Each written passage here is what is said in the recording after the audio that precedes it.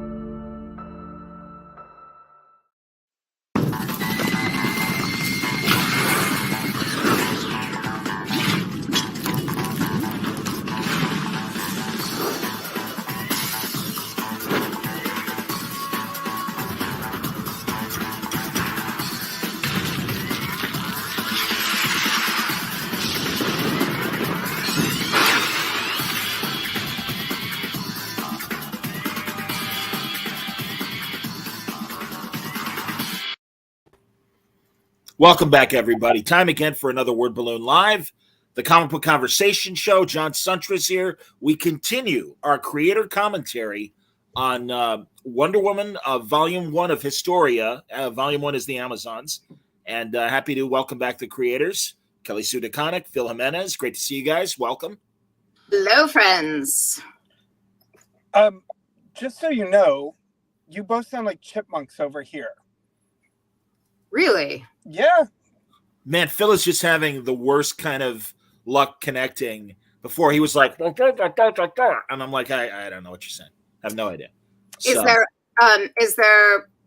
are there people watching yet that could comment, that could tell us if we sound like chipmunks to them? Yeah, I don't believe we do. Yeah, let us know, everybody. Nerdette, let me know. And Harmonious and everything. Okay, there we go. Karen says sounds fine. Okay. Very good. So, I don't know, Phil. Can you handle it? Can you understand us? Yes, you just have some difficulties on my end. Okay.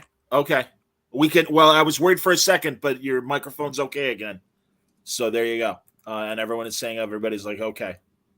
Oh, and Isaac's joining us. Good to see you, Isaac. Hey, friend. The fine artist joining us. Very cool. So, yeah, man, I let me see where we are. Okay, good. I am ready to not waste time and share the screen with the images. We can pick up where we left off. Everyone that's joining us for the first time, check on the Word Balloon library, and you'll find part 1 back in January, where we went up to page 25. But we're going to start with page 26, and I'm going there now. Okay, so you have the whole thing? Yeah. Fantastic. Okay, great. I think so. Okay, great. Perfect. I believe so. Sweet. So here we are. Okay. We got the owl coming there and everything. So yeah, where do we start? Do we want to move on? I mean, is there anything you want to say about this page? Let me see. Let me open it up here. Sure. Yeah, Phil. Are we still chipmunks, Phil? Say again, please. Are we still chipmunks? Are we still fast? Yes. So, forgive, I might be a little slow here. No problem. There are just a couple things that I wanted to say about this page that are sort of when we first started talking about Mount Olympus, she had actually asked for a big white void or something untraditional. And when I established Olympus. It was a little bit of an homage to George Perez's Olympus. And then a little bit of a homage to George Perez's Olympus, but also I wanted it to be a sort of homage to Zeus's ego. And then I knew I was going to have a chance to establish Hera's realm, which I wanted to be almost the opposite of Mount Olympus, something pastoral and beautiful. And here in this sort of pointillism field that was inspired, actually, believe it or not, by a Gustav Klimt painting, there's also echoes of peacock feathers sort of rippling through the sky. So I just wanted it to be the opposite of Zeus's Olympus. Okay. Kel, any thoughts on this page and Olympus in general? Yeah. Pardon me. Yeah, we had a discussion of God space. Like I had originally intended to be sort of like God space rather than Olympus. But so when we went to Olympus, and in part of that was wanting it to be very ungrounded in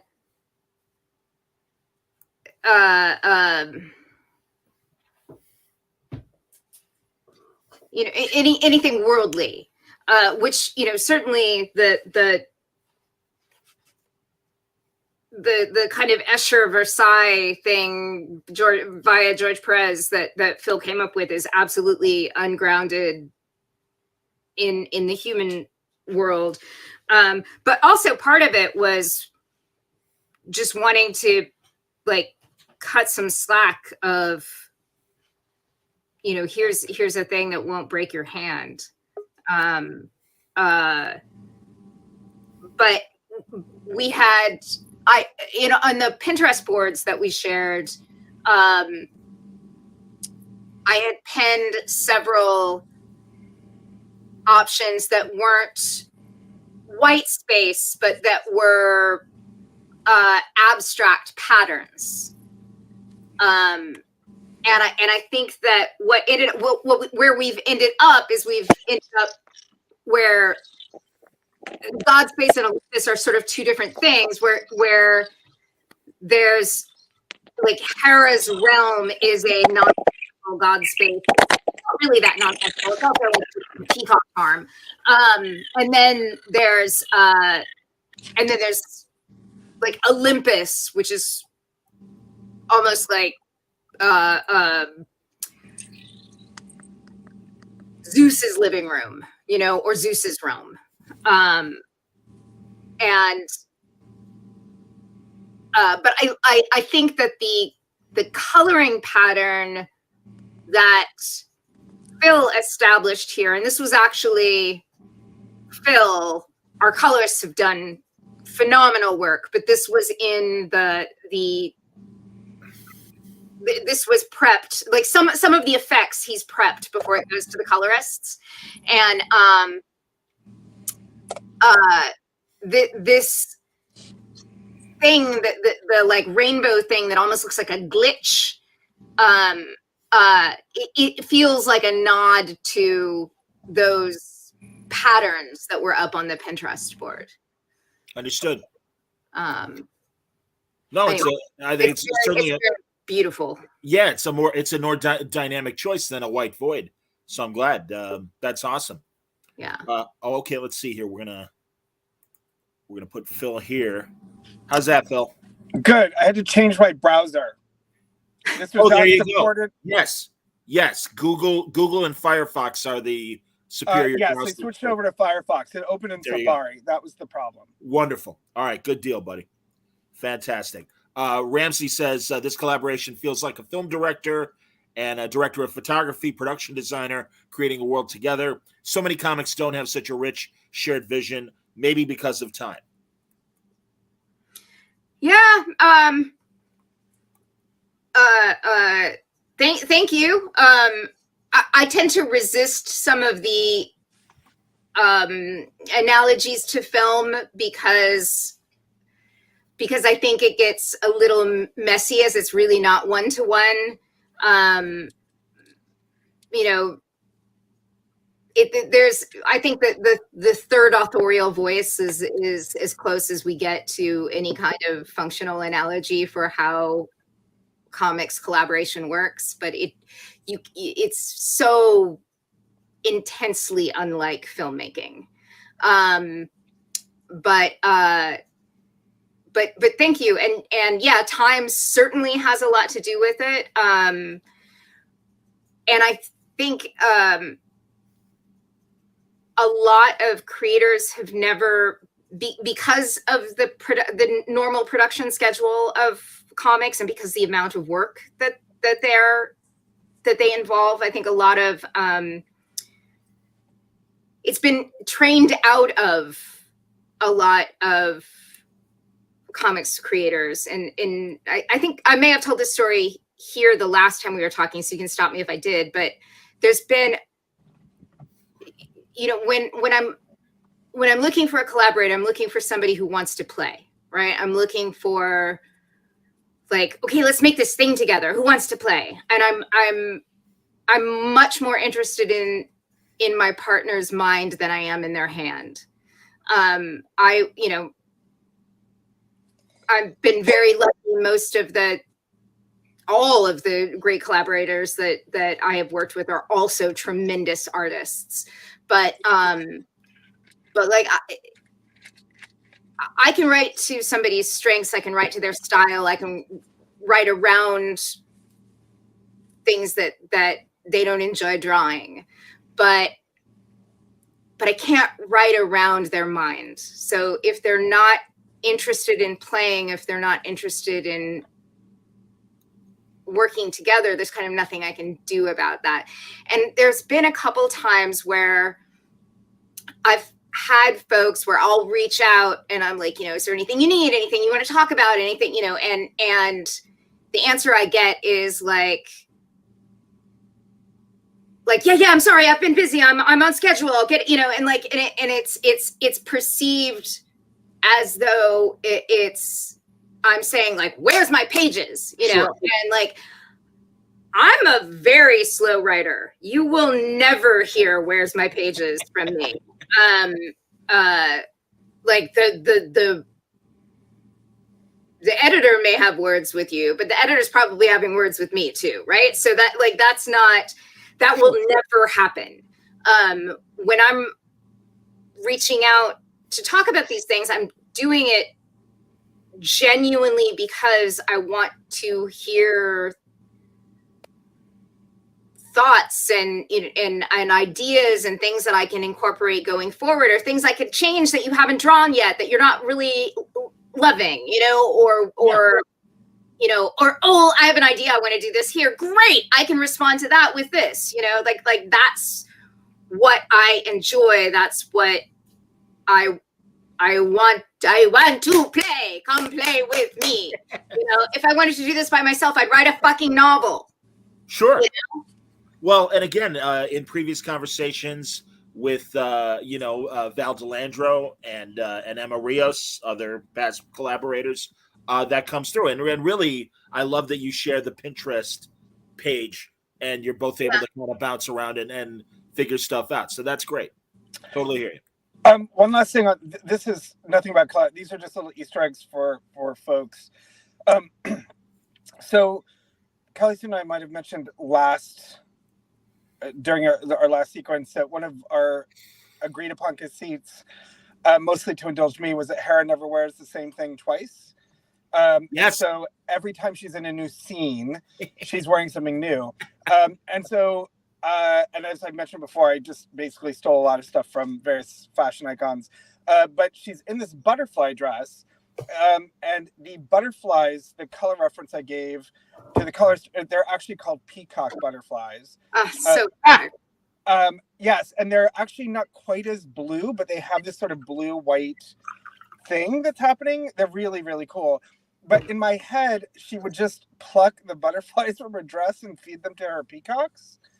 Like, so what she's feeding the peacocks are just butterflies she's sort of picking from, these sort of objects of beauty. And she's like, here, eat this, right? Like, so I was just always amused by that. And I also, for whatever reason, like the fact that she had a white peacock. So in a couple of different scenes, because I think white peacocks are really kind of extraordinary. And we think of peacocks with those lush sort of green, blue, orange colors.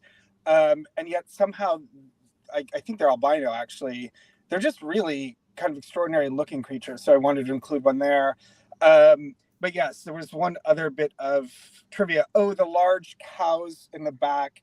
One of Hera's animals, ironically, were cows. And so you will actually see these back in the early pages where the goddesses bring their animal retinue to Olympus. They're the sort of large beasts in the back. And so I was just echoing those pages from, I think it's 12 and 13. Very cool. I just want to point another artist is joining us. Yes. Oh, hey. Well, it's great to see you. Who respects the collaboration, the collaborative nature of the process. Those are the best writers to work with. There you go. Thank you, sir. What were you going to say, Kel? Phil, will you talk about the I Said No panel? Yes.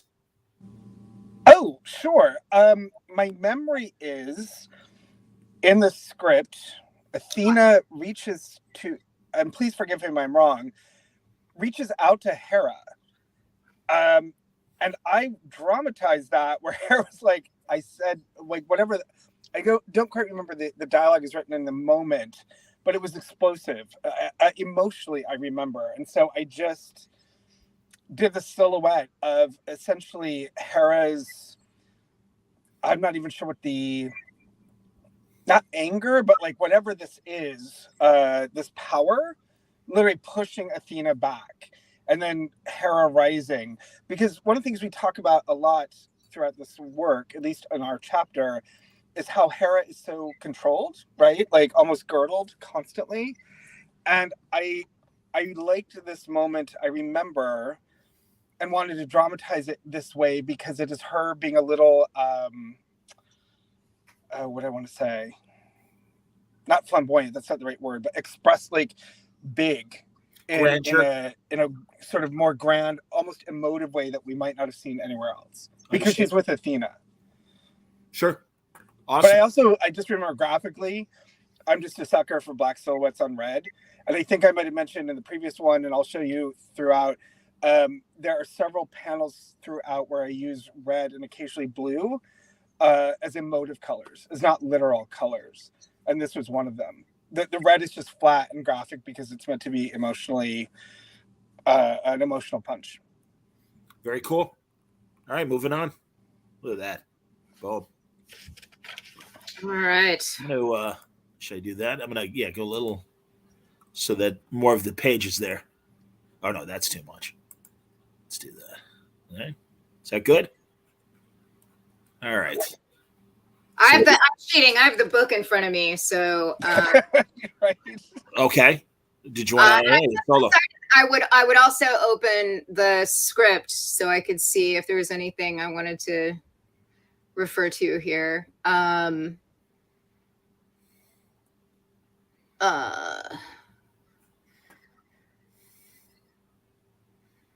Yeah, there's the line in the script for that previous thing says Hera turns and unleashes. Athena's metal robes might even move back as though caught in a wind.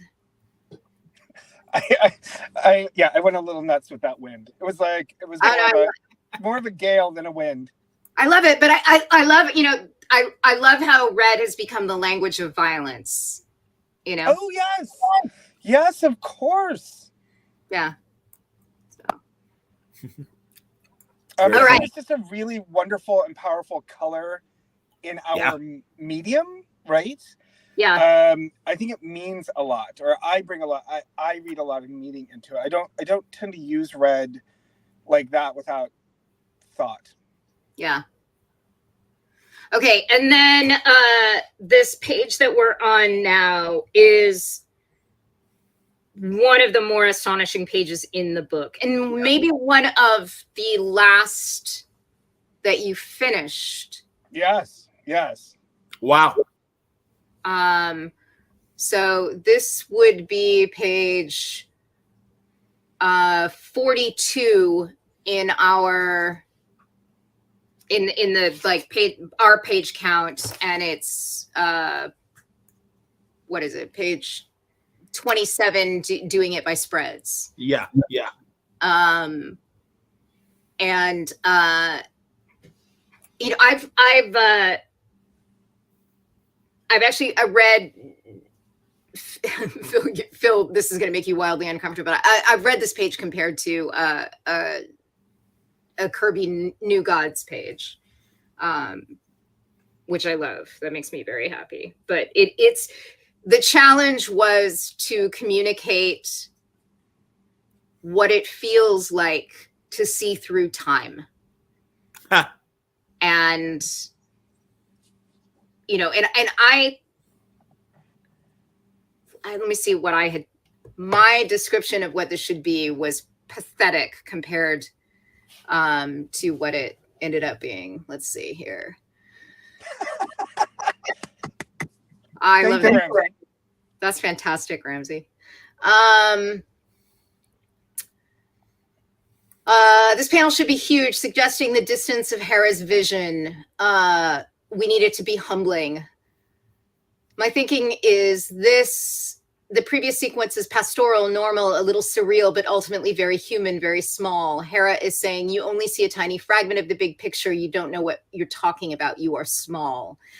I have a suggestion, but I'm more than willing to chuck it out entirely if you see something better. What does this say? It says, Hera and Athena are panel left, looking to the right, at their feet, peacocks. Off to the right and getting smaller with each repetition, the background has changed into a pattern of peacock feathers. Another expression of Hera and Athena stands on each eye. They're all a little different. By the far right, there are a bunch of them and they're very tiny. So this was me, like, my interpretation of this was a very literal, like, look, chaos, right? Infinite possibilities. And then I have not one but two alternate ideas for this, and I'm not at all convinced this does what we need. Call me if it doesn't excite you, Phil. I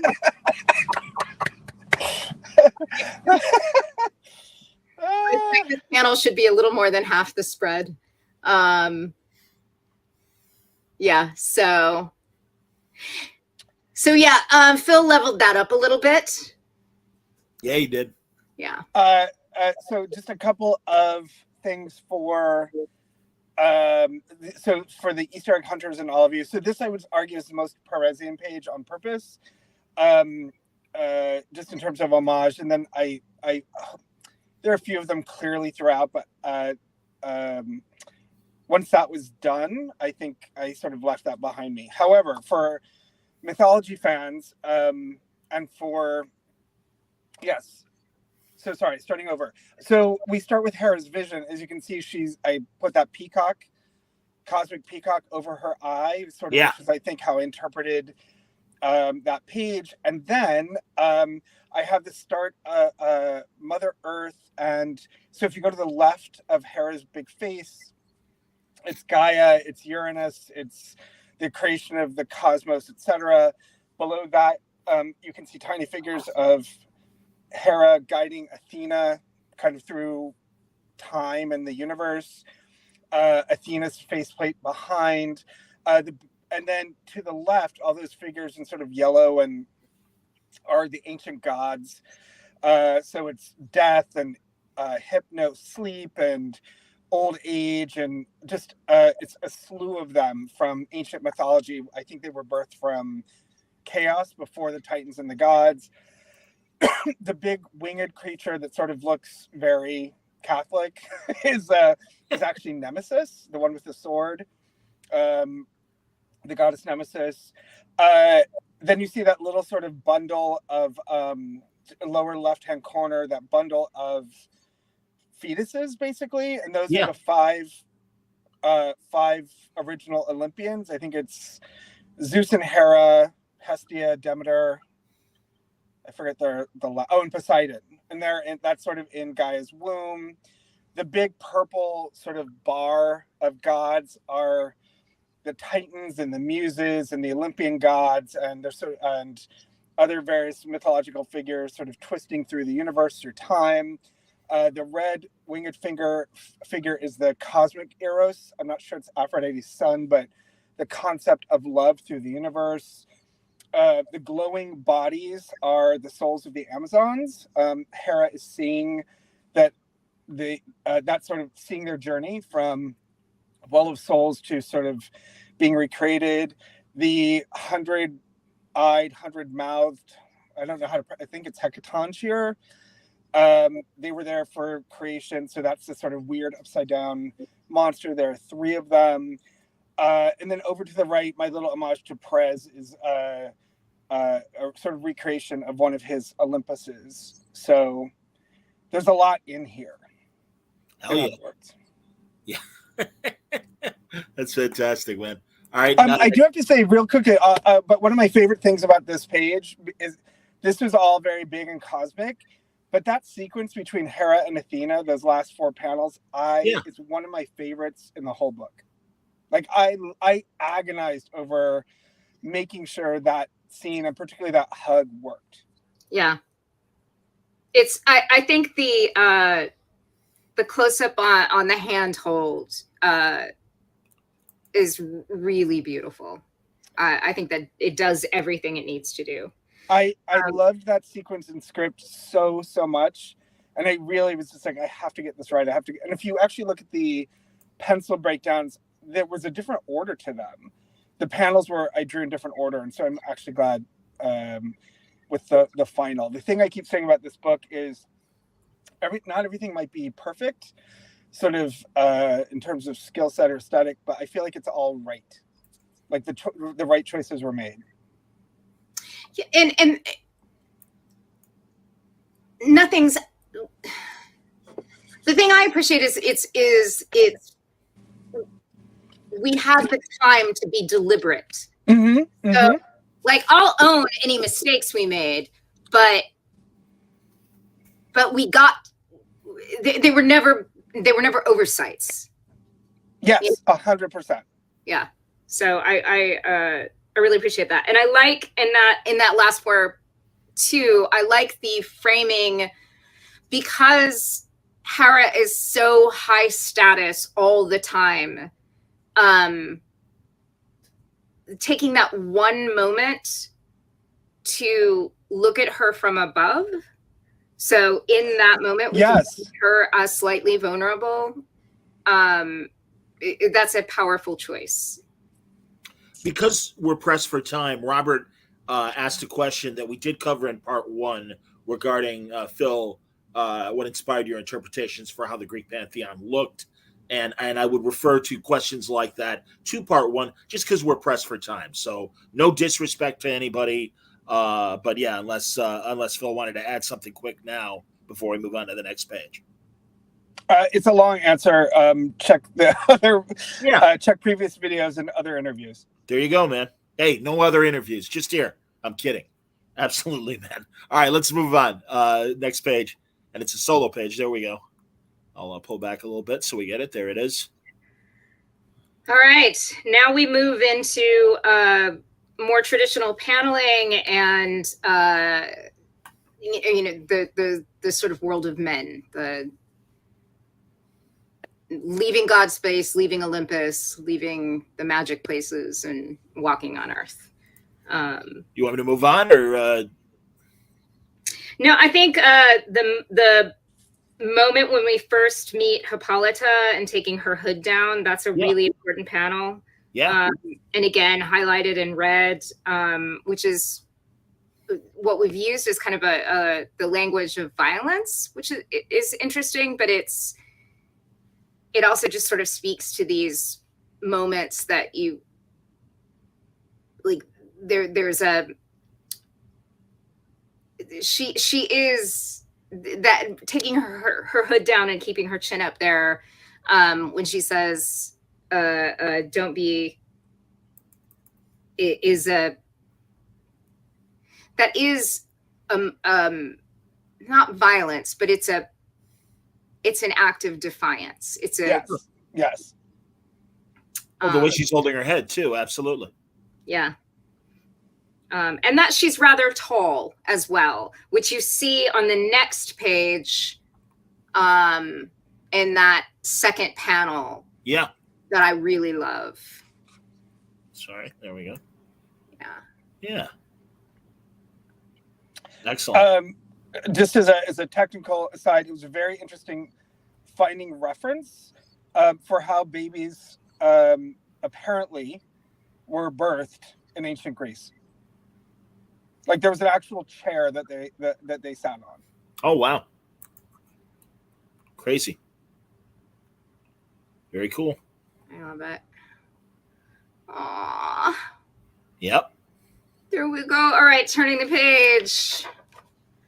Where are we on? I think this is 46 now.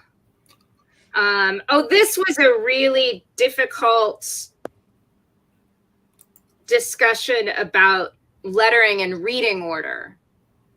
So if you pull back. Yeah. So if you look at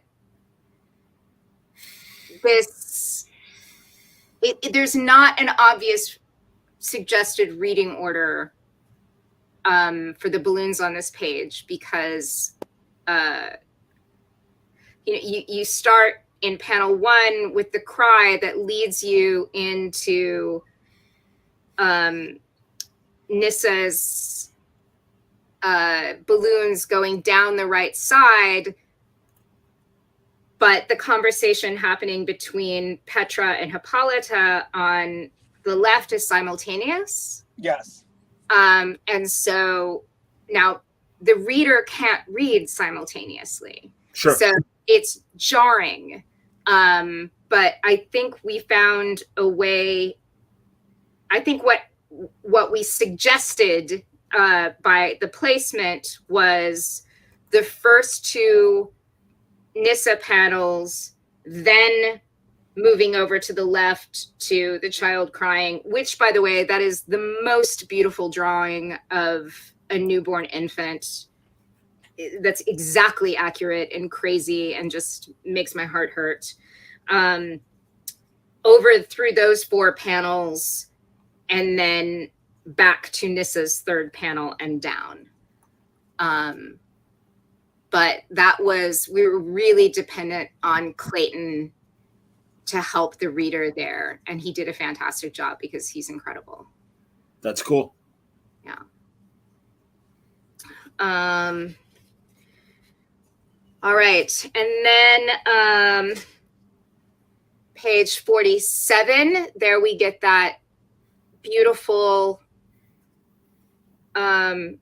profile of Hippolyta with her gorgeous Roman nose that I love so much. That's maybe one of my favorite drawings of her. It is mine too, actually. Yeah. And I want to say this page was, I think, the first one I finished. Really? Yep. Aww. Oh, it's so good. And the bathing the baby there, like, oh, it takes me back. 2 interesting things about color, just very quickly, 2 bits. So that Hippolyta color, I actually had to augment the background, that purple, and really pop it. We mentioned this last time, that the colors tended to go very literal. And I was trying to give a certain sort of mood and really sort of contrast her face. And it was interesting, even the yellow behind the infant in the tub, I think we had to amp up because I think it was much more literal. But I also wanted to point out the baby's paler skin to Hippolyta's almost like sunburned skin. Like sure. I wanted Hippolyta to clearly be olive-skinned, Mediterranean, but also looked like her skin was a touch weathered, a touch red. Yeah. And so I was happy with the color here. Yeah, you really can see it. Can you scroll down just a little bit on the bottom right there? There you go. Yes. Yeah. Um, Absolutely. And we should name our colorists again because Yeah. they did phenomenal work. The colors were Romulo Fajardo, Arif Prianto, and a majority of the color was done by Hi-Fi Color. And they worked so hard, and I know I burned them out, and they deserve far more attention than I think they're getting. They're amazing, in other words. Yeah. Moving on. Yes. All right. And then this is where Hippolyta has to take the child to go expose it. And so we see her walking through the city. And I love the use of purple there, actually. Yeah. And then the distance from the city, and now she's out into the woods, and then moving on to the next page. Keep going. Just really stunning. There you go. Okay, so the blue panel there on the top right is one we talked about a little bit in the last session. Yes. As something where Phil was leading the use of color as a non-linear indicator, and that's a very powerful moment there, I think. Agreed. And also the background. So the Greeks would put a coin in, I believe it actually went in the mouth of the corpse. And the idea was that the coin would pay Chiron to take them across the river into Hades. That's right. And so the fact that Hippolyta places the coin in the basket with the child is evidence of the fact that she knows what she's doing. She's lying to herself about it, but she knows. I also think that kind of Hera space background on the coin panel is a really significant choice we pop out of the story for that moment. Yeah. And it's a reminder that Hera is watching the scene. And if you'll notice, it's actually Zeus on the coin. Oh, wow. Yeah. Which comes into play a little bit later. That's awesome. Very cool. And so then there was also we had some difficulty in discussion about how to use these caption boxes because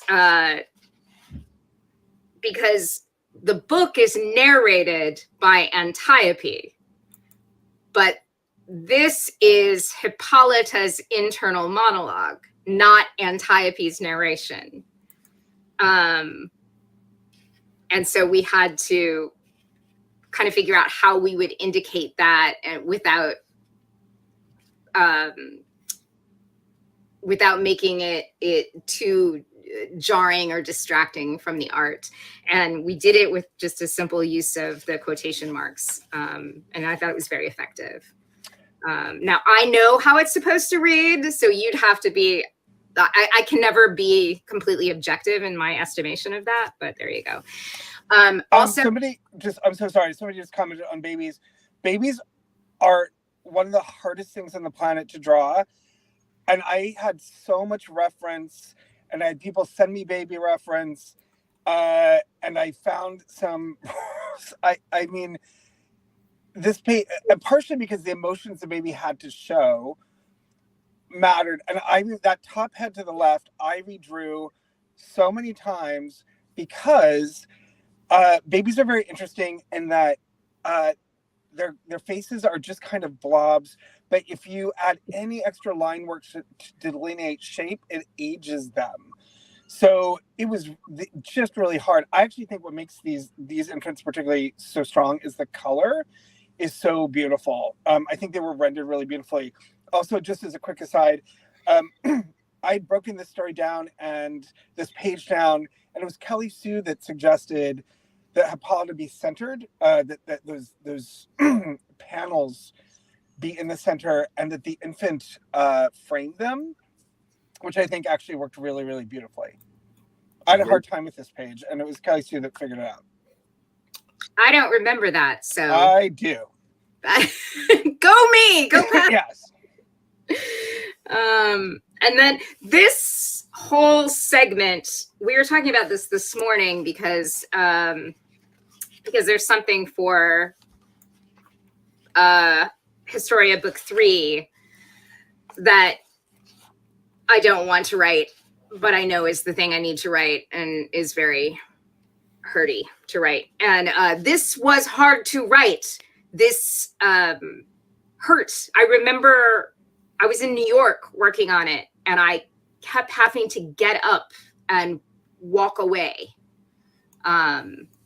because it sucked. Yeah. Understood. But I think we also had a long phone call the night I was writing this too. That's amazing. So this sequence was so important to me. Somebody mentioned earlier they were talking about the dichotomy between the sequence, the pages with the gods, and then this very human stuff. And I actually have to say one of the things I love about Kelly Sue's script is just rhythmically, I think she understood where to cut the god stuff off because it's visually overwhelming. At some point, it's exhausting. And then to come into this and go very quiet and very intimate, I just think, and like emotional on like a highly personal, deeply personal level, as opposed to sort of the broad bigness of the gods. I just think it was just sort of profoundly wise plotting, like in just an understanding of pace that I wish other folks had. But knowing what came before it, I wanted to make sure that this was all about Hippolyta, right? It was about her face. It was about her reactions. Oh, really quickly, this is something, Kelly, so I don't know if I've ever spoken to you about, but in my, and this is just me, I could be completely wrong. In my head, one of the way I power through this one particular page is I had it in my head that Hippolyta can't swim very well. Funny. Because like, to me, that made it even more powerful because there's no reason in my head that she would know how to swim. Yeah. And so her fear comes from like, oh shit, I don't know what I'm doing, but she just jumps in anyway, and she's looking and she's like struggling against the debris in the ground. So I know we never really talked about that, but in my head, what I was able to channel her fear because she's not very good swimming. Oh, wow. That's fantastic. You know, what, I don't know if it was intentional or not, and I've never asked you, and this would be, can you scroll up? Yeah, right there. Mm-hmm. In that, at the bottom of that page, the second panel in, it always looks to me like she has wings. Do you see that? Where is she underwater or no. The middle panel? I love that you think that. No, that was actually just. Oh, yeah, sure. I know. Exactly. I mean, I know it's the rocks on the shore. Yeah. Yeah, that's so. Oh my God, that's so amazing. No, I just actually. It's funny that the colorist rendered those trees because, as drawn, it's just it's an open line silhouette. I imagine that to be fairly graphic, and instead the colorist rendered it. Oh my God, I've never seen that before. But you can see it now, right? Like there's 100%. Oh my God, 100%. Definitely. There's something interesting about that to me. You want me to move on? You guys got me in terms of move on. Okay. Sure. Yes, we can move on. Okay, so this one was a lot of conversation too. And so one of the things was in that large panel underneath, or at the sort of towards the bottom there, is a kind of like, you are here map. Oh. Right, where we wanted, there you go, where the red circle is. Yes, okay, excuse me. So what we wanted to show was that, like, pulling way out to see that there's, so you have the understanding she's never going to find this child, that there's an infinite number of places the baby could have gone, that tributaries and streams, and she's gone. She's not going to find it, and it's too large for her to search. Wow. And so, she's very tiny, and in some ways it's more powerful without the circle and the arrow, the like you are here thing. Right.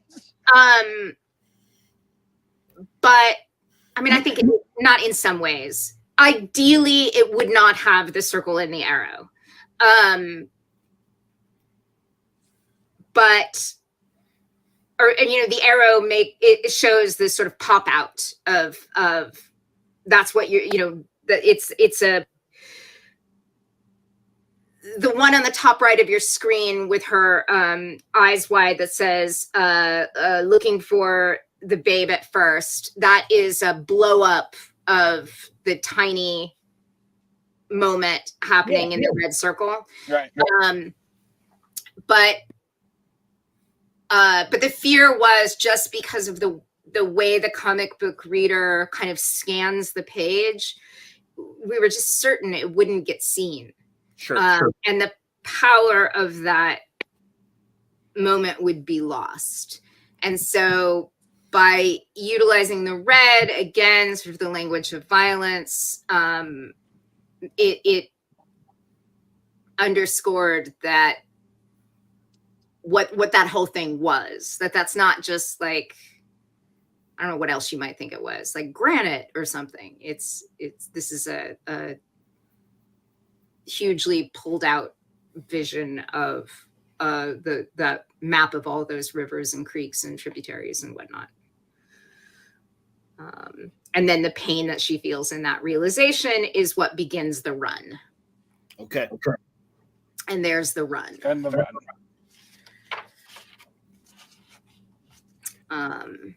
And then I think we talked about the run maybe a little bit before. I don't recall. I guess we couldn't have gotten to this spread, so maybe we didn't. Talked about it. When did we talk about this? I feel like we did talk about it somewhere, but maybe not. About it very recently. So let's see. The script here says,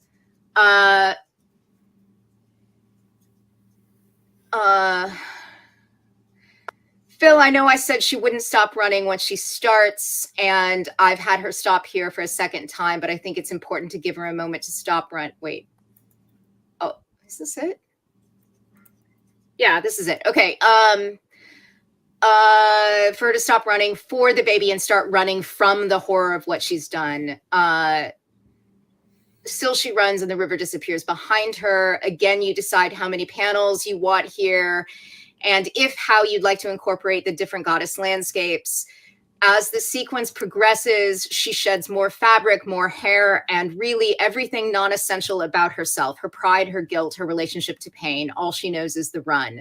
The progression of lighting should also suggest a day to night transition. Yeah. So a couple of things just to note about the landscapes.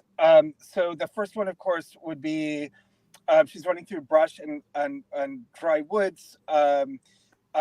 Notice the deer; those would be Artemis's deer. Then she runs through an abandoned city, and I actually like the idea that even in ancient Greece, there were ancient abandoned cities. Of course, that's Athena's purview. And I would say that abandoned city comes back in book 2. Yes, and so and going back to the red, just Hippolyta making the leap in the city and landing hard. I added that red again because I wanted the emotion of that. And then again, running through the sort of the swampy river, and even Kelly said this. We had this wonderful conversation about her running almost into. I can't remember if it was like the snow of her mind. The implication here through this run was that that time was not real here. That it was both. She could have been running for 3 months, 3 years. It didn't really matter because it was as emotionally powerful as it was factually accurate. Like this is mythology writ large, and on like this is how mythology works. Yeah, it's like the Odyssey, like a 10-year Odyssey. So she actually ends up in the snow that is both reflective of her mind, but literally you can find snow in ancient Greece. And then of course she's left alone, collapses finally. Yeah. Very cool, man. That's beautiful. How about the disintegration as she's running? Is that a hill that was not in the script at all? The disintegration was literally that's just the snow. Okay. That's filling her mind. That's really what that was. I'm with you. It's beautiful. Yeah, man. Jeez. Again, this is why, and I love that we are being so slow with this because just every page is so impactful and carries so much emotion, even though there isn't necessarily that much dialogue or, in this case, motion. I mean, it's just the bigness, the grandeur comes through very clearly, Phil. So this, the collapse page script is very short. It's 3 sentences. It says, it's white in the moonlight, splash, shades of the end of Lone Wolf and Cub. Sure. Hippolyta's eyes are vacant. She doesn't feel the cold. She's outrun feeling anything at all. If such a thing is drawable, we see her breath in the cold air. I think it's very important to note there's actually a lovely texture in the black and white artwork, but so much of this is Ram Farhad's painting, a digital painting on this page. He just did it like it's insane what he accomplished. Yeah. I want to hop over to this question from Robert. Sure. For Kelly, was this scene meant to set up Hippolyta's bond with a child, maybe in its desire for one that places seeds for Diana's conception beyond other established lore on the subject? This scene was meant to establish Hippolyta's wound, her guilt, which is connected to the idea of a child. But remember that she's a widow and a midwife too before that. So, I mean, and all of this is beyond established lore. We're a Black Label. We're not held to any of that. So we can use what we want to and let go of what doesn't work with our story. Sure. And it doesn't change anything, and nobody, your Wonder Woman stuff is all very safe.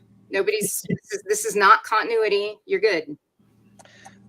When Kelly Sue talked about changing Hippolyta's origin, it was the thing that excited me the most, especially when she talked about why. And I won't go into that. I'm not sure how much it plays into later books or her conversation about them, but it blew my mind, and it was the thing that cemented my interest in this project, because I thought it was such a profoundly brilliant take on this character, and I was so excited by it. I think the thing we can say about it that doesn't mess anything up is what we talked about in the very beginning about, you know, the actual centering the actual woman reader of the book, and also the notion that the conceit of the book is that this is the Amazon's history addressing a young Amazon, right? So if the reader is putting themselves in the place of the young Amazon, the idea that what was hard for me was this notion that these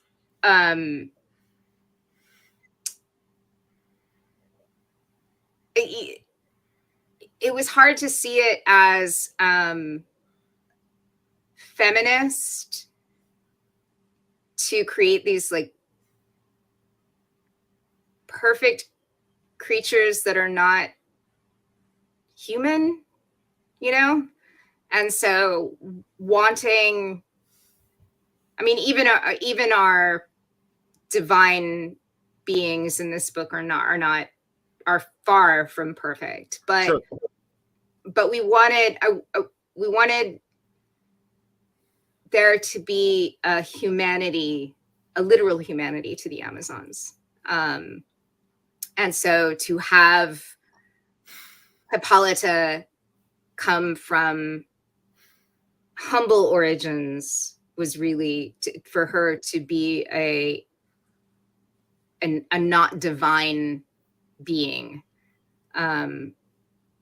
was I think really important.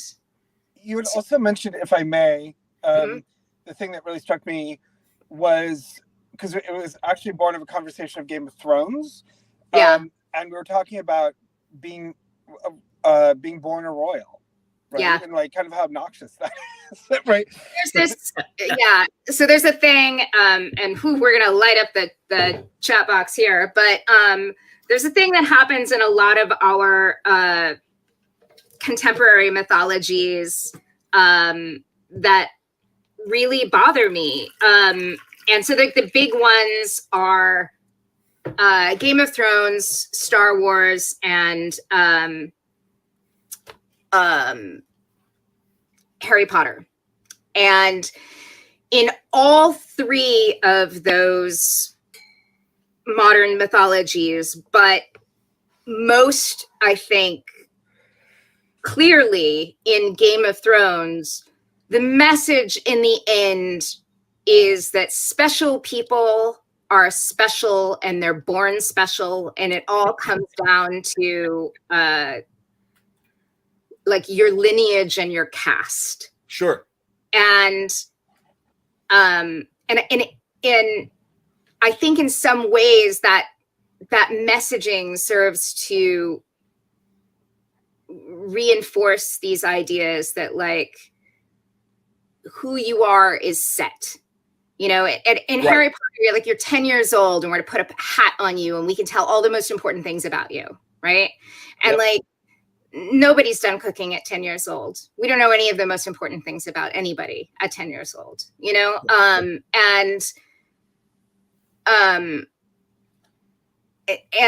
yes, and in the recent Star Wars movies, you know, it looked like Star Wars was going to get away from it, and then they didn't. And then they went back to, nope, you know, you're born special. And that's just not my experience of the world. Some people are born with advantages and some people are born with disadvantages, but your character and your fate are not set. And I don't like this idea that heroes are heroes because they were born to be heroes. I like this idea that heroes are heroes because they rise to the occasion. They are heroes because of their character. And I like the idea that a hero doesn't have to come from a line of heroes. I think in real life, we've seen heroes come from some pretty heinous and abusive upbringings, and they've come to be the kind of people that take care of others because they weren't taken care of. And so I wanted to see that reflected in our mythology. I wanted Hippolyta to have humble roots. She wasn't born to this. She's not special. It doesn't turn out she was, secretly the child of Zeus or anything. Sure. A couple of last minute things just on this page. Note the birds in that sort of first string of panels. Birds are everywhere throughout this book. They are the eyes of Hera. The background for the brigands or the thieves is actually central pictures I took from Central Park, which I just think is very funny. And there's actually, in the black and white, you can see really cool, the layering effect I did to get the nighttime in the snow ended up being very cool. The helmet for that one brigand, I basically found some Roman helmet that I really dug and kind of modified it, and painted these. I forget which god is painted on it. Oh, it's Apollo. That's right. So the brigand, the red fans on his helmet, the little sort of golden figures are Apollo. Oh, wow. And so there's that little bit of Easter egg for you. Very cool. All right. And then this,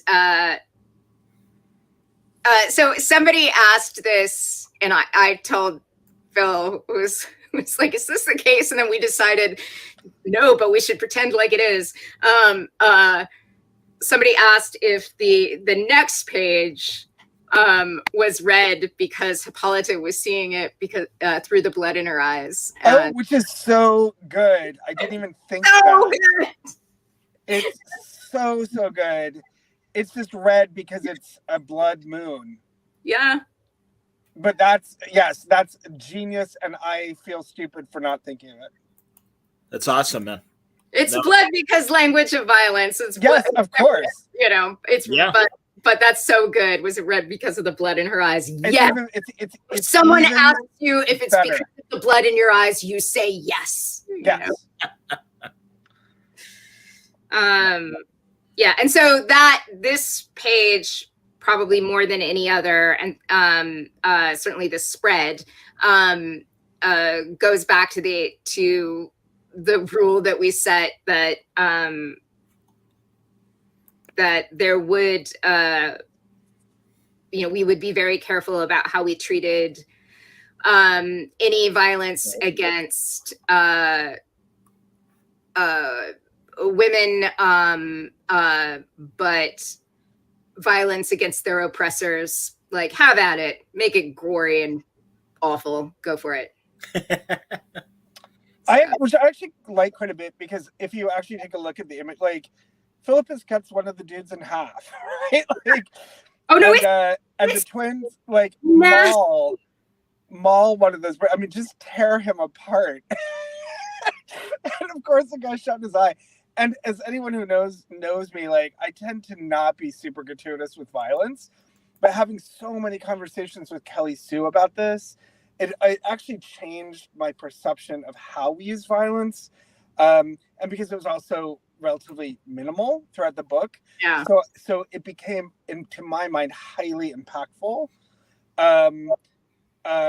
because it was not excessively used, because it was so judiciously used. Suddenly it was just like, holy shit, like, what's happening here? Somebody just got chopped in half. Well, I mean,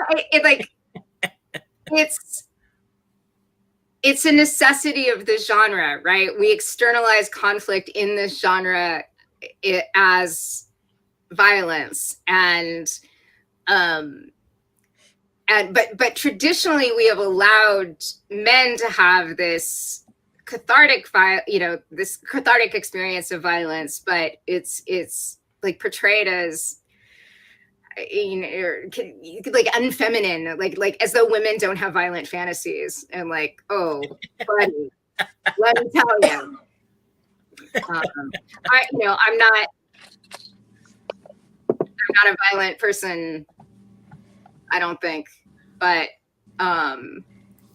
it doesn't. I'm no more or less inclined to have an experience of catharsis from reading a revenge fantasy than any man, you know? Just very quickly, if you scroll up just to the top of the page, I just wanted to say one thing.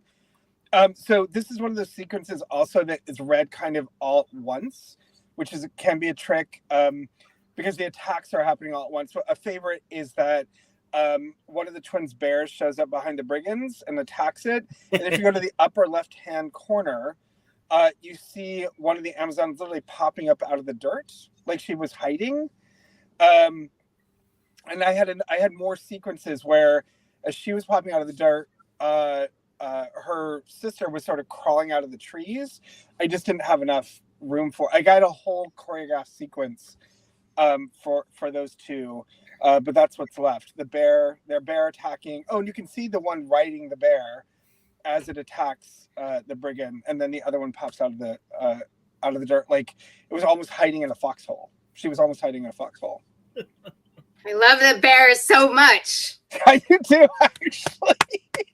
Love them so much. Yes. So can we have a spin-off series with like Hero, please? Yes, I'm all into it. Their bears and just Welcome back to When Animals Attack. Yes. Right. And you can see they actually cut off that one guy's leg. That silhouette. They stabbed him in the face and cut off his legs. Jesus. Yeah.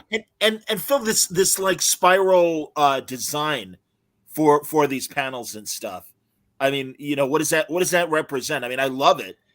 So it was always going to be the moon. We saw this violence reflected in the blood red of the moon. Sure. I also originally had the Amazon shield overlaid, which is where the sort of hard circles came from. Okay.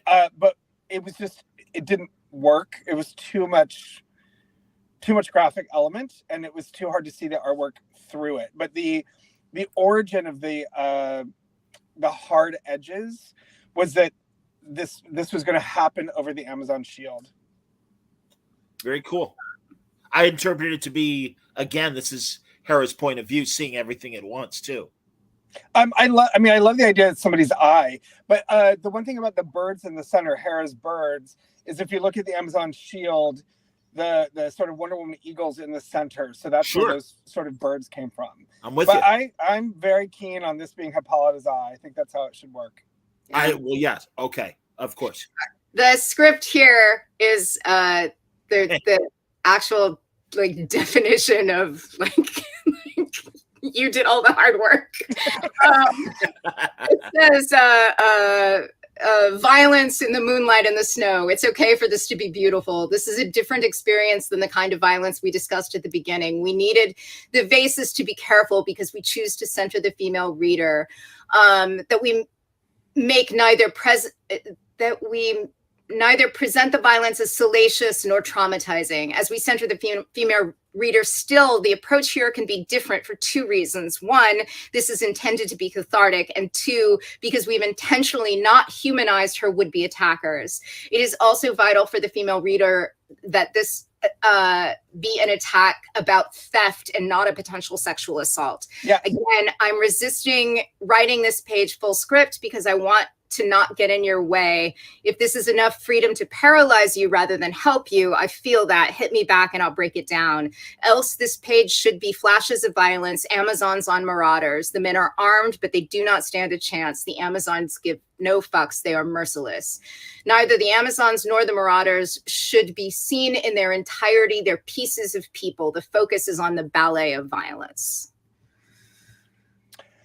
One thing about that, and we don't have to go back, but the purse from which Hippolyta plucked the gold coin that she placed with the baby comes back in the sequence because that's what the thieves were trying to steal from her.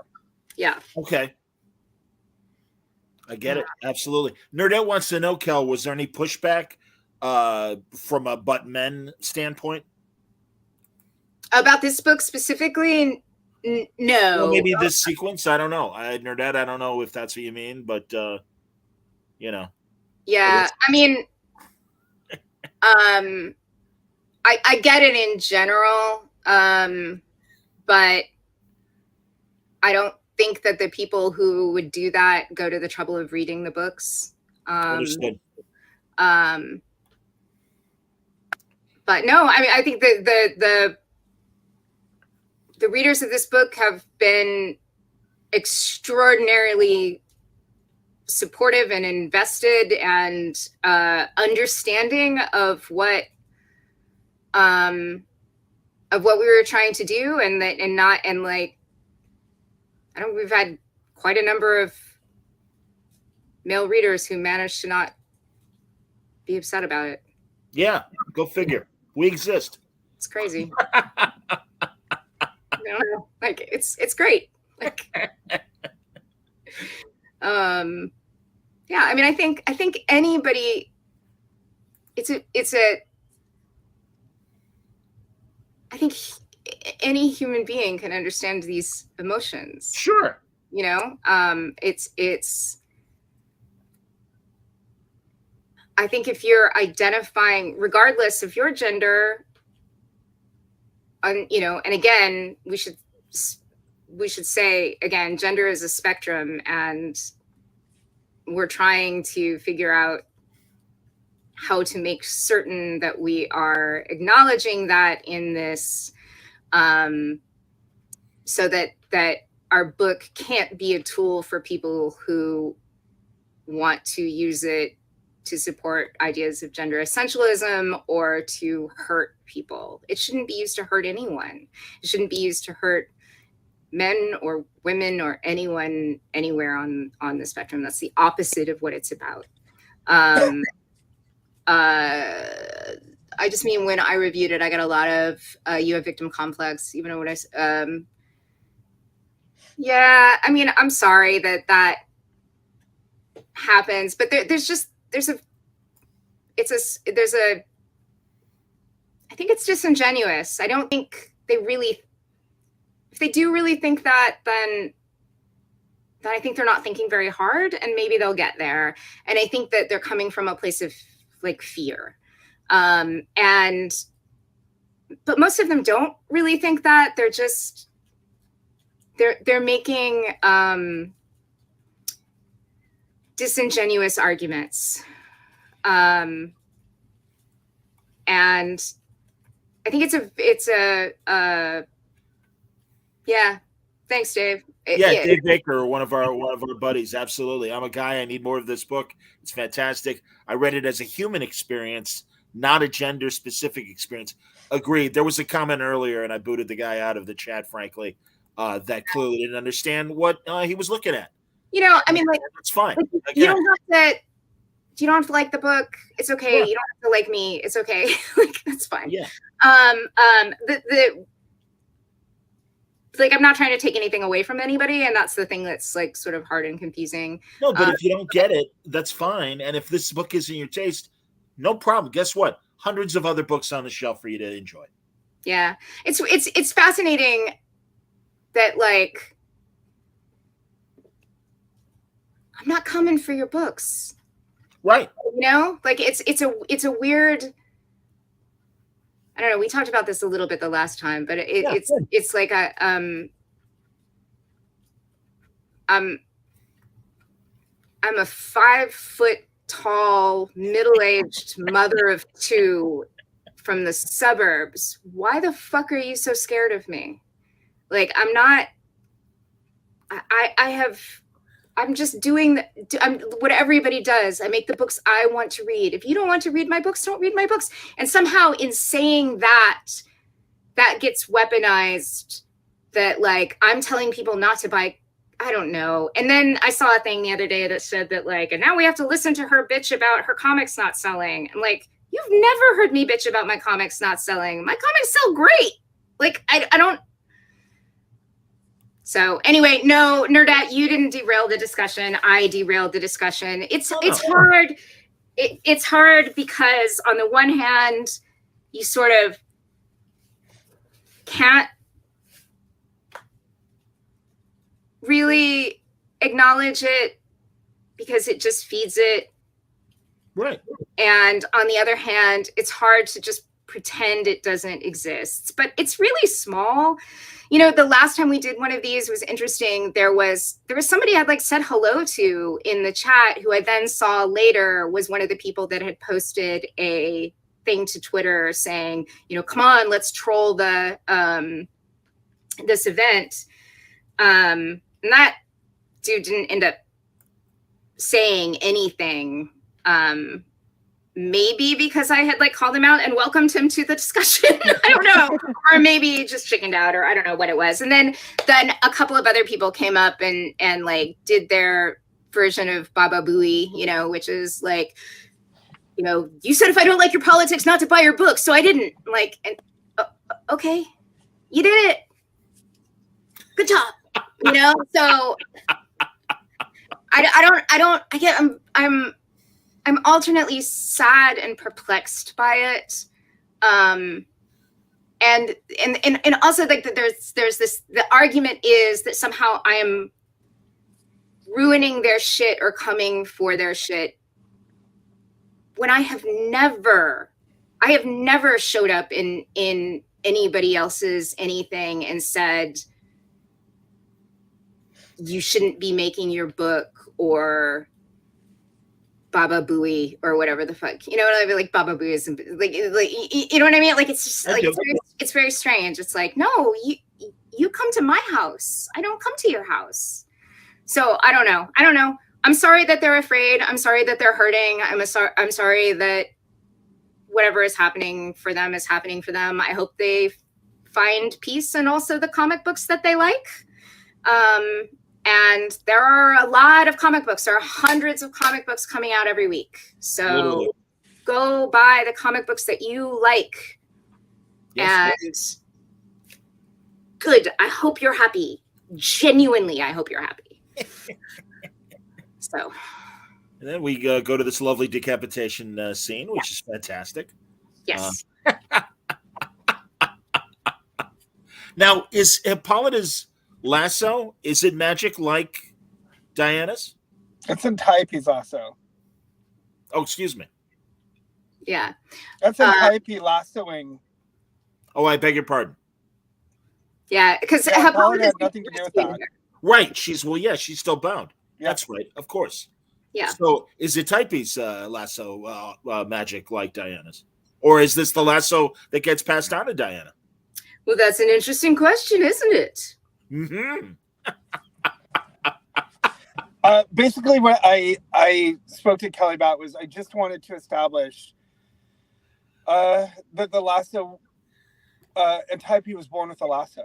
So whatever happens to it, wherever it comes from, however it makes its way into Diana's hands, if it's this one or another one, that the Amazons were born with it, and that Antiope specifically was born with it. So this is her lassoing that, because if you go to the last page, under the moon, there's an Amazon on a horse with a lasso. That's Antiope.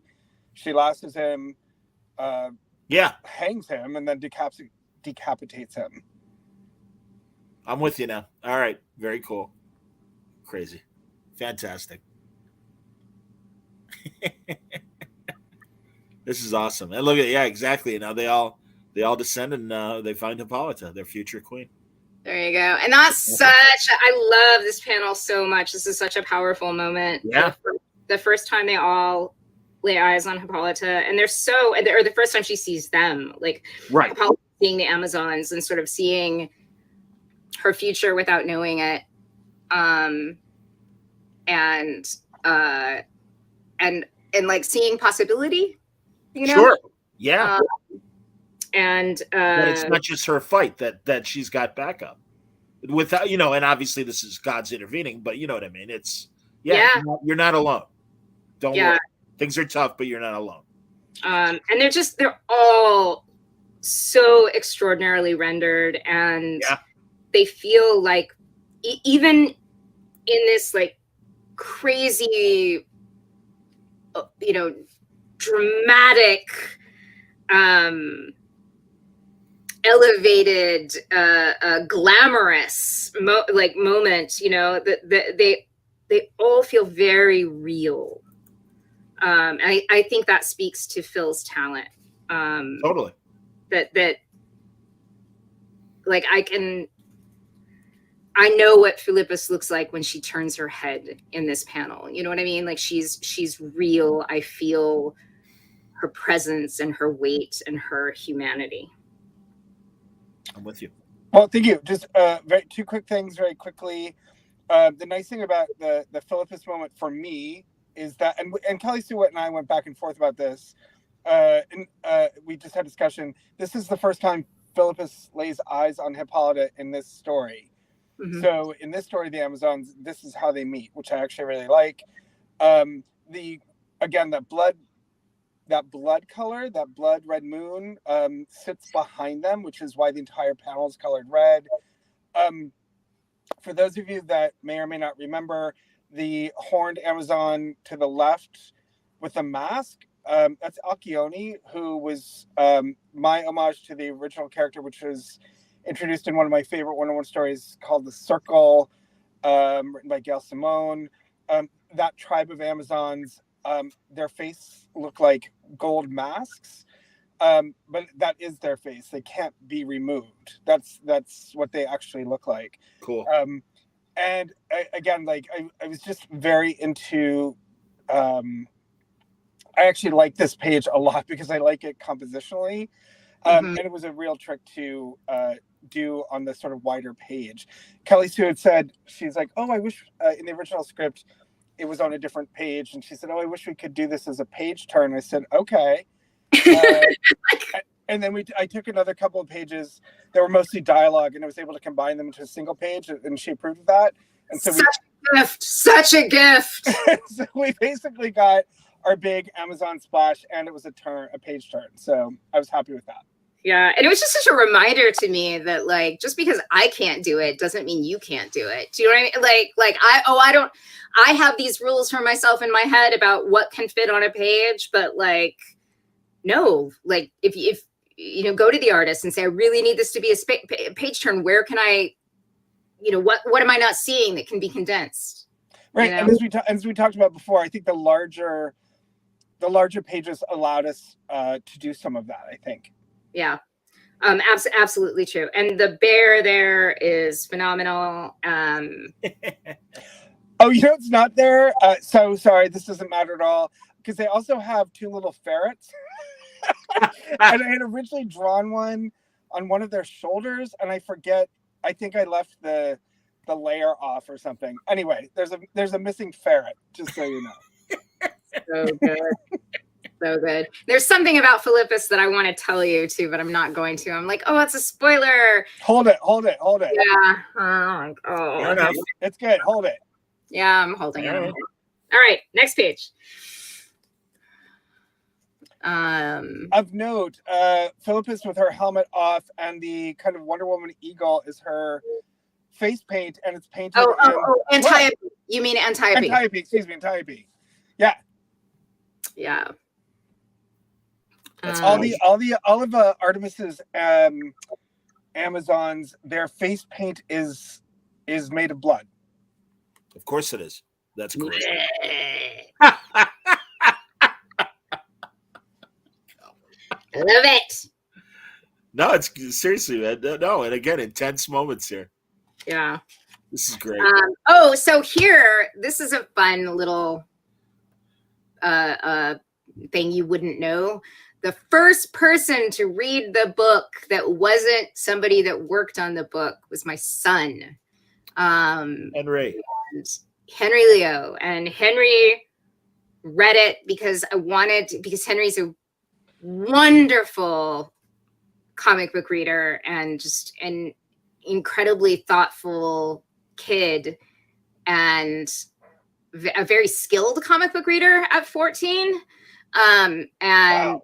So I had him read it and hit me with anything that wasn't clear. I had him read it and then talk me through the plot to make sure that he had grasped everything.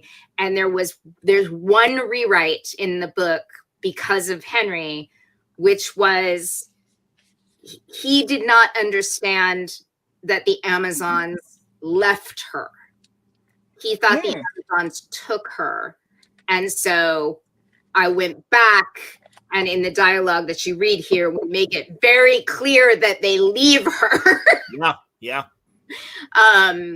And so that was something that he had missed, and so it was like such a great thing to know, because it's really important. We don't want any reader to miss that they save her and abandon her is a really important point. And so yeah, so that was shout out to Henry. Yeah. That's excellent.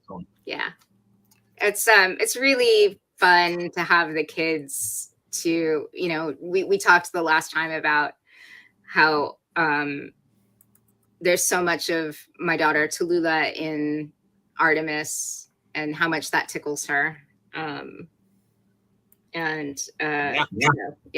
To have them be always a part of everything that we're doing is really fun. She was always in my mind when I was drawing her. That's fantastic. Happy.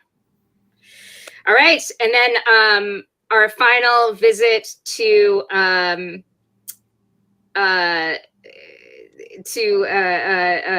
Hera's realm.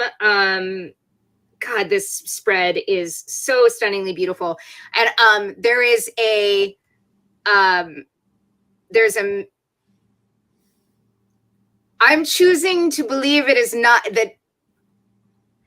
I'm choosing to not call it a mistake, but there's something I did not catch until the book was published, which was that this scene and the last scene where Hera is visited by Athena, they both start with, hold on, let me pull it up. Athena says, hold on, one second. All good, buddy. While you're looking it up, it's all good. It's after. There we go, there they are.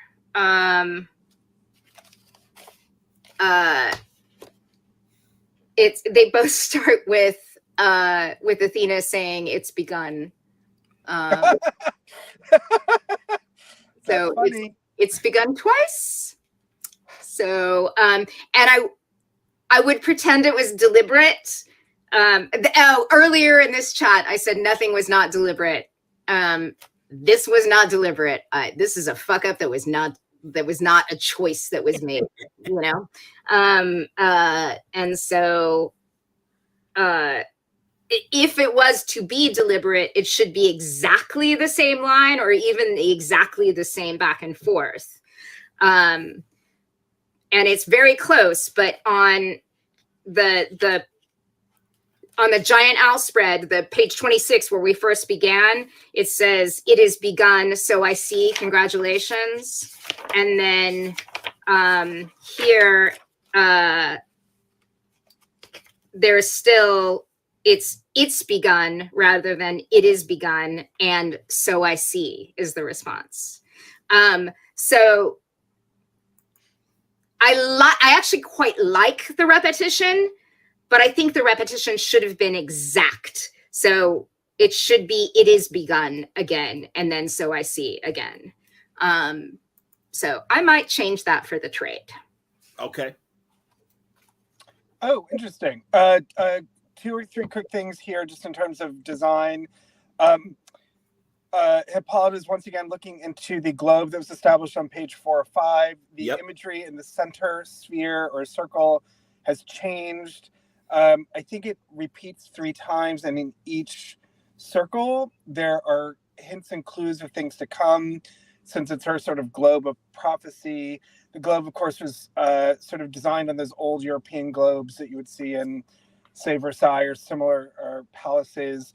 The circles around her, like the circle where Hippolyta is centered, is actually the pupil of the bird from the previous page, because they're Hippolyta's birds, and she's been watching what Hippolyta's doing, that bird is actually the one that is in front of Hippolyta's face.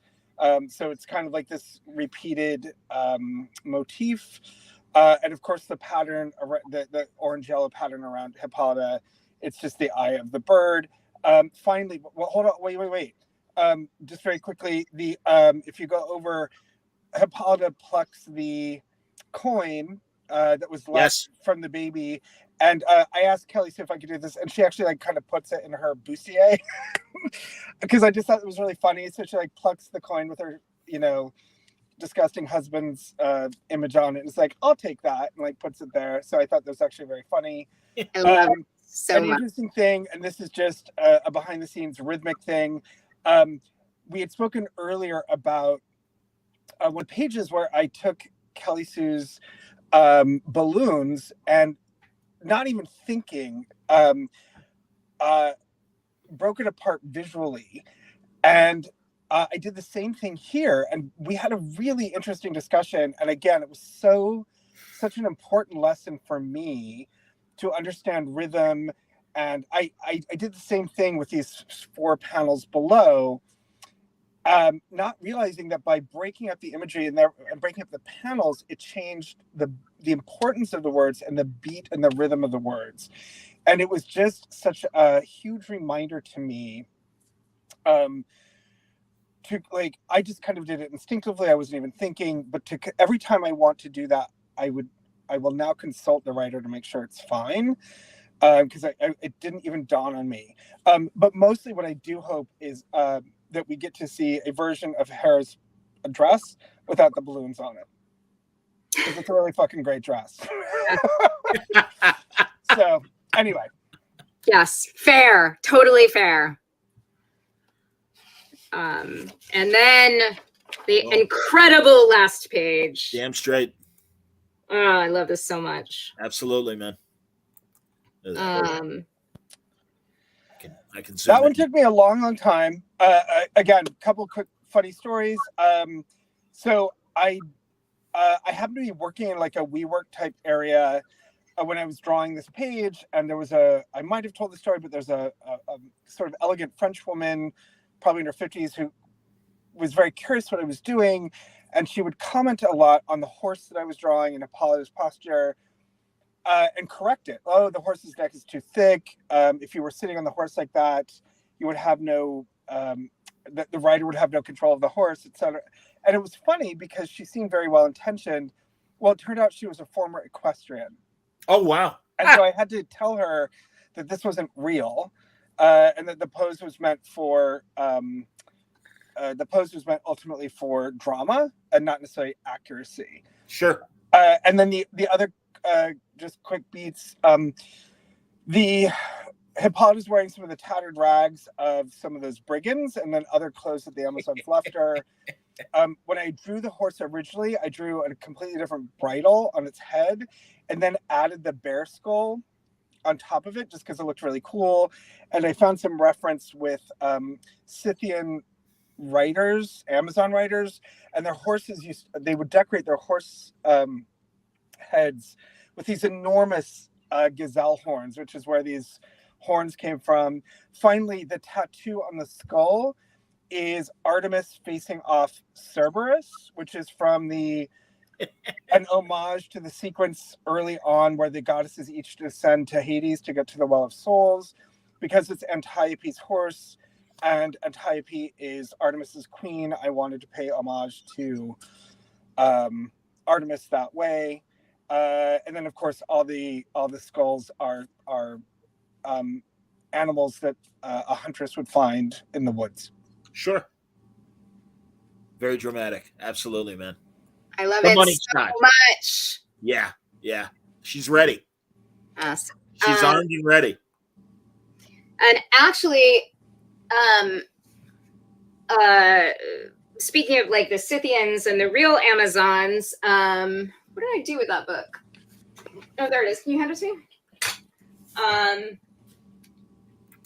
This is one of the research that I did, and I just got invited to be on another podcast. I know. I'm sorry. John. But I got invited to be on another podcast where they were talking about like putting writers in conversation with other writers, and Fun. like my schedule is stupid packed right now and I can't really do it. So no, thank you. But like there was a little bit of back and forth and I was like, well, if you can put me in conversation with Elizabeth Vandiver or Vandiver rather, Elizabeth Vandiver, the classics professor, or with Adrienne Mayer, the author of The Amazons, then I'd do it. And I found out this morning they called my bluff. They got a hold of Adrienne and she's going to do it. So shut up. You can, if you know the name of the podcast, Kel, I'm certainly secure enough to let people know where that conversation's going. That's amazing. Yeah. So That's great. I don't know. It's a new podcast. It hasn't launched yet. We're gonna. Okay. I know we're recording it on the 9th. I don't know if it's live or not, but yeah. So I just found out that was happening today. So that's kind of cool. I'm excited about that. Very cool. Wow. Do we want to discuss any of the back matter? Because I mean, on my PDF, there's another 10 pages, obviously. Yeah. So there's the guide to the Amazon tribes here. I think what I would, this is easy for me to say because this is all Phil's work back here. Yeah. But what I would like to do with the last time, we could keep them up, but there's like you can read through. There was lots more information that had to be cut for space. Which is a bit of a bummer, but Phil really busted his butt on all of this. And also I like to think of it as I like to think of it as a cosplayer's handbook. Sure. But hilarious. I'm never giving up on this idea. I just want you to know, never, ever giving up. But I would like to just invite any general questions that were maybe not questions as we were going through page by page, but questions that anybody might have before we. Sure. Anything? I will look. Kel, stand by. All right. Let's see here. I mean, maybe that's a no, and that's weird. But Isaac says obviously wants an artist edition of this comic. Yeah, that'd be great. Seriously, good. I feel like we should have a like a letterbox one, right? Like one where you, I think that would be really ideal. Isaac, you're connected. Make it happen. Yeah. Well, there we go. When it does happen, they're welcome to use these commentaries to provide the back matter necessary to fill out the production. Awesome. Ramsey wants to know if you guys will work together again, because obviously he's blown away by this collaboration. I wouldn't work with her again if you paid me $1 million. That's a total lie. I can't wait to work with her again. I've said this before, and we've said this in a number of interviews. This has been probably one of the most extraordinary working experiences I've had in my career for a wide variety of reasons, partially because of how much I respect her and her work, how much I love her and her family, how much I've learned working with her. And when you've been doing this as long as I have, to work with a collaborator who teaches just by doing is really extraordinary. And I haven't felt this impassioned on a project in 15 years. Somebody pointed this out. I was really happy. A lot of the work, I mean, I've talked about it, but somebody really understood it, that the work is as good as it is because it was inspired by her. I wanted to please her. I wanted to make work that felt to me like it carried the weight of the words that she wrote for me, that it honored them and the women that she was writing about. So I would work with her again in a heartbeat. It just might not be the fastest project in the world, but same. It was an extraordinary working experience for me. Same. And like, I also don't feel like, I feel like we're still working together. Like even Excellent, Isaac. Thank you.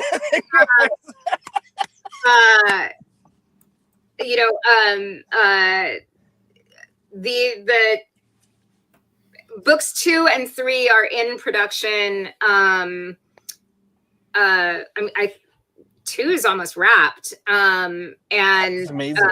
and 3 is rolling, and Jean and Nicola are tremendous artists and tremendous collaborators, but Phil remains part, like the spirit of the book, directing Phil, or just again them following the template you've set up. Well, I mean, I think he's not being paid to work on the additional books, which is unfortunate. But like, I talk to him about stuff all the time, and it's still, when I turn in scripts, I'm slipping them to Phil too. Like, it's not. That scripted 2 was just. It was amazing. It is, the language in those scripts is just awe-inspiring to me. It truly, like, I've told this before. It's not a lie. I've been teaching a 6-week intensive at Joe Kubert School. I still lecture and do various Zoom teaching experiences.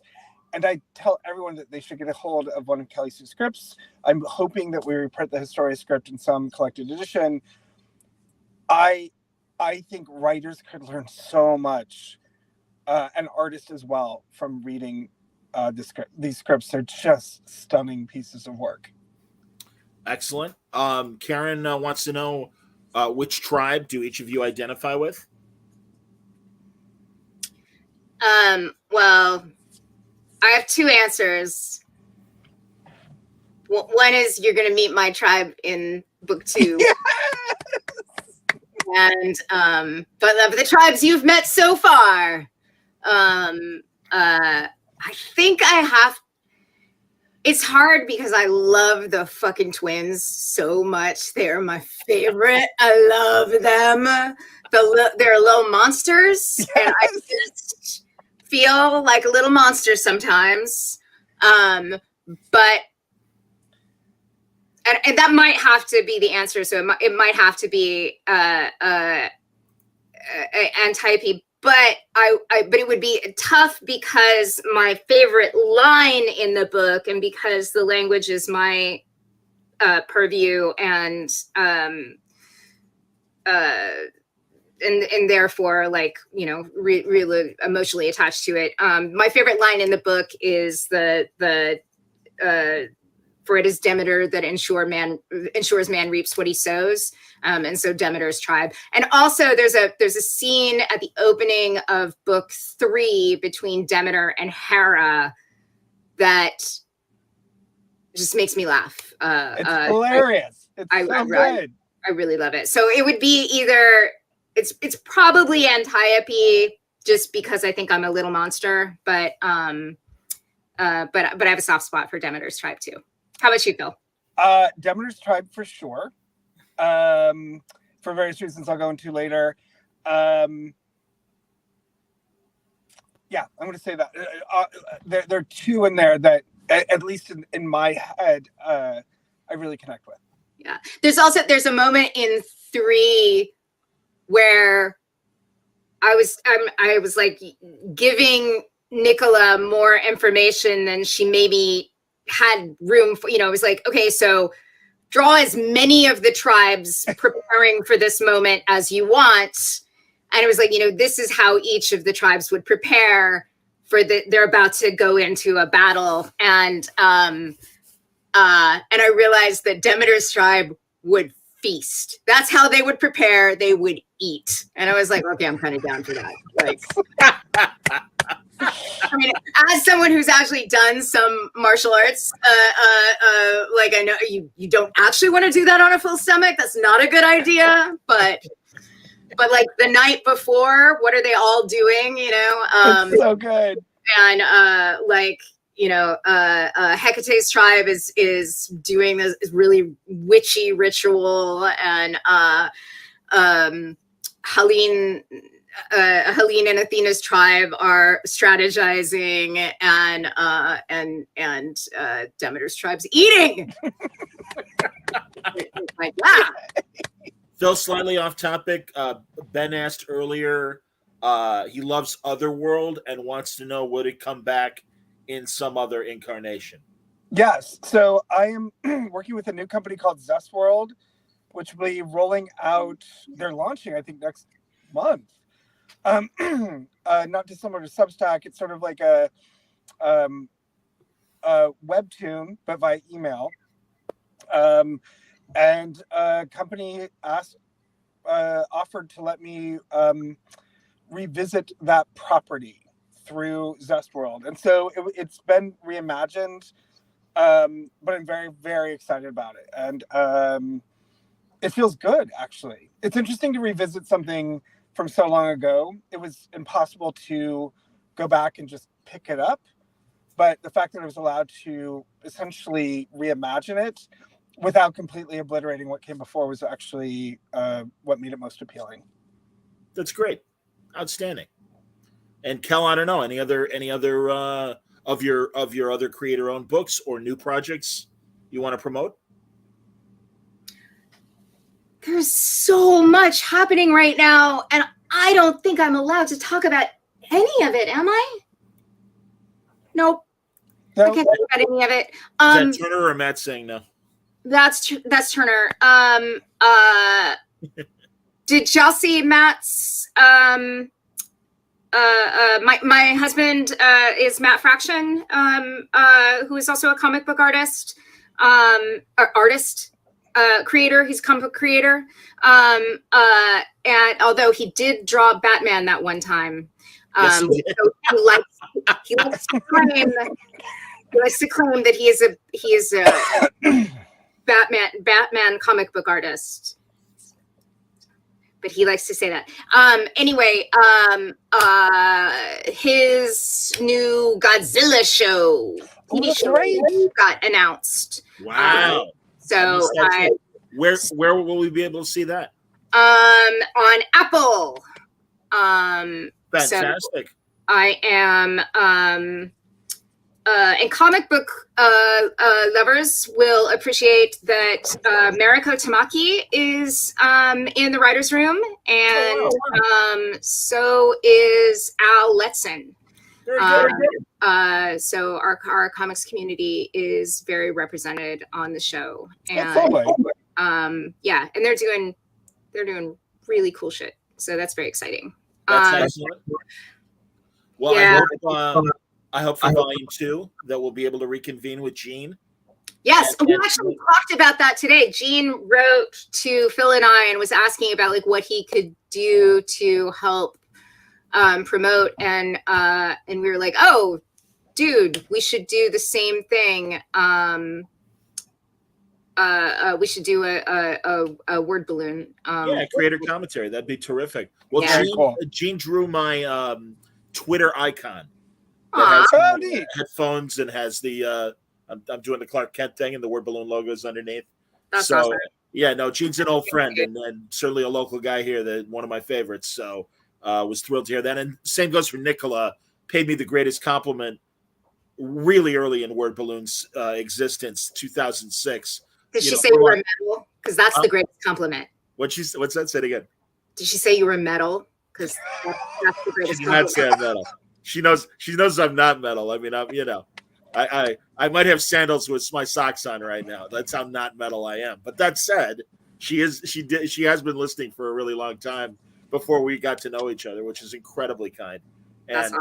And I truly, including the two of you, I really appreciate you guys coming back and giving us this great in-depth conversation. And you should be very proud with what you've achieved. And we're only at the beginning. I mean, there's still hopefully going to be another 8 volumes of this. We know that there's definitely going to be 3, but I hope that, I hope the wave of positive critiques and fan appreciation and everything carries you all the way to where you want to be, Kel. Yeah, well, the sales have been really, really phenomenal. It'll just be a matter of like, what we've nothing to complain about. Absolutely. It did better than what was projected. What was projected was really good. We're very happy.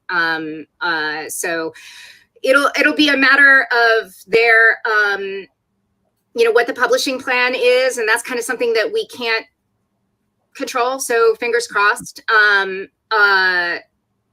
I did have something in that regard that I wanted to say, though. What was it? Oh, oh, sorry. This is what it was. It was Phil. I figured something out today that I need to talk to you about. Okay. So I can't wait. Secret code. Yeah. Get your decoders out. It was like we're sitting here, and I said it out loud, and I was like, "Oh, I hate it. It hurts. We have to do that." So good. Yay. So I'm very Sounds great. excited. I look forward to talking when I'm not in a soundproof box. it's very like I'm tell the CIA. I said, "You go." I demand the code I'm of in silence. this weird little box. Yes. That's awesome. Thank you. That's it. Thank you. We'll talk to you Guys. soon, okay? All right. Absolutely. Thank Take you care. very much. Everybody, thanks for watching. Excellent conversation. More coming. We're going to do in a couple hours. I'm going to have Brian Salazar on from Around Comics, one of the podcasts that go back to 2006. And he's got a new true crime podcast that he's working on as well. So we'll talk about Around Comics. We'll talk about his other podcasts, the True Crime Show, and a whole lot more. I hope you'll reconvene with me at 10 Eastern, 9 Central, 7 Pacific. All right, there we go. I did my time math. We're waiting on a big storm that's going to hit Chicago sometime tonight and pretty much hit us all day on Thursday. So, oh, thanks, man. I'm glad you'll be there, Harmonious, Noctura, and everybody. Great conversation. Thank you very much. Great questions that you asked as well. Everybody stay safe.